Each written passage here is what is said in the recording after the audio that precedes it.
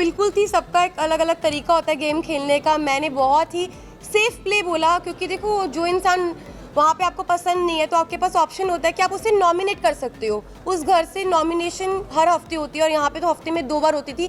तो मेरे को नॉमिनेशन से मैं बचती थी, क्योंकि लोग मुझे नॉमिनेट इसलिए नहीं करते थे, क्या पता मैंने उनके दिल में जगह बनाई हो और घर में मैं अच्छा कर रही हूँ तभी लोग मुझे नॉमिनेट। तो सबसे पहले तो जितने भी लोग हैं मैं सबको ये बोलना चाहती हूँ कि हम तीनों बिल्कुल भी सपोर्ट नहीं करते पॉलीगैमी को।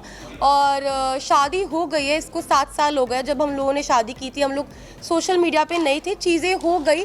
बस यही है कि हाथ जोड़ के सब लोगों से यही रिक्वेस्ट है कि हम लोग बिल्कुल भी सपोर्ट नहीं करते 2 शादियों को।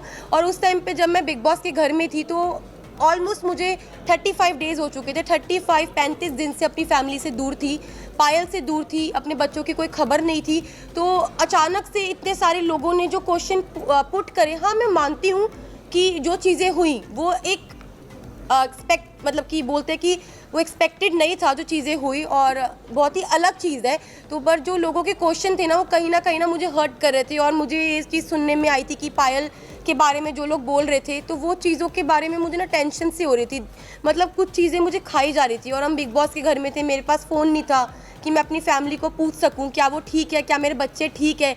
तो बस एक होता है ना कि आप 35 दिन से भरे हुए थे और वो उस दिन जो बातें हुई उस बातों से मुझे तोड़ दिया और मैं इमोशनली ब्रेकडाउन हो गई थी। पर फिर जब मैं रोई और मैंने अपनी जो दिल की बात थी अरमान जी से शेयर करी, फिर मैं थोड़ी सी, मेरा जो दिल है वो हल्का हो। तो देखो अभी तक मेरे को फ़ोन नहीं मिला है, मैं डायरेक्ट घर से आई हूँ। अभी तक मैंने फ़ोन यूज़ नहीं करा। जिस टाइम मैं घर पे थी तो मुझे जो चीज़ पता चली, क्योंकि देखो मैंने घर में ये चीज़ सुनी नहीं थी, ना मैंने देखी, ना अपनी आंखों से देखी, ना अपने कानों से सुनी कि पायल क्या बोल रही है। तो मेरे को एक कहीं ना कहीं अरमान जी को, रणबीर जी, सबको ये लग रहा था कि हो सकता है कि कोई मेरे को फॉल्स स्टेटमेंट दी हो या कोई बात को घुमाया गया हो, क्योंकि जब तक इंसान अपनी आंखों से नहीं देखता, अपने कानों से नहीं सुनता, वो विश्वास नहीं कर सकता। नहीं, मुझे यकीन नहीं हुआ, क्योंकि देखो ये जो बात है ना बहुत ज़्यादा, आप समझो मैं घर के अंदर हूँ, 40 दिन से घर में अंदर हूँ, अचानक से कोई ये बात बोलता है, पायल डाइवोर्स वाली बात जो बोल रही है, ये कितनी शॉकिंग बात थी कि इसकी वजह से मैं पूरे 2 दिन इतना ब्रेक डाउन रही हूँ, इतने इमोशनली, मतलब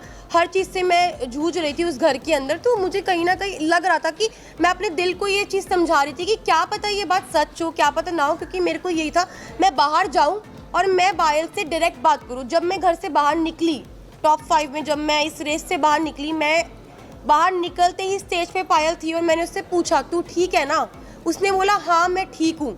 बाकी बात की, अभी तक मैंने फ़ोन्स अपने नहीं देखे, कुछ नहीं देखा। और जो मेरी अरमान जी की शादी है, जब पायल ने रेडी हुई, पायल की मर्जी थी तभी शादी हुई। और Payal as a first wife, legal wife, अगर वो ऑब्जेक्शन उठाती है तो उस चीज़ के लिए मतलब कि हमारी जो लॉ है वो हमें बोल सकती है। और मैं यही बात बोलूँगी कि जो हो गया प्लीज़ वो हो गया। बार बार एक ही ने जो हमारा रिश्ता है वो आप लोगों को सभी को पता है और मुझे पता है कि वो इतनी इजीली नहीं टूटेगा।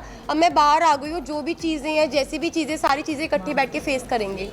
बिग बॉस के घर से बाहर निकलने के बाद कृतिका मलिक ने दे दिया है पायल के सभी सवालों का जवाब। और पायल मलिक और कृतिका मलिक के बीच में सारी चीज़ें क्या हो गई हैं सॉल्व, क्योंकि कृतिका ने अपने इंटरव्यू के दौरान बता दिया है कि पायल के साथ उन्हें कोई ग्रजेस नहीं है। वेल, आगे ये देखना बहुत ही ज़्यादा इंटरेस्टिंग होगा कि आखिर क्या है इनकी इक्वेशन। आपको क्या लगता है, क्या कृतिका की बातों में है सच्चाई या फिर बोल रही हैं वो झूठ? हमें कमेंट करके ज़रूर बताएं और सब्सक्राइब करें हमारे चैनल को।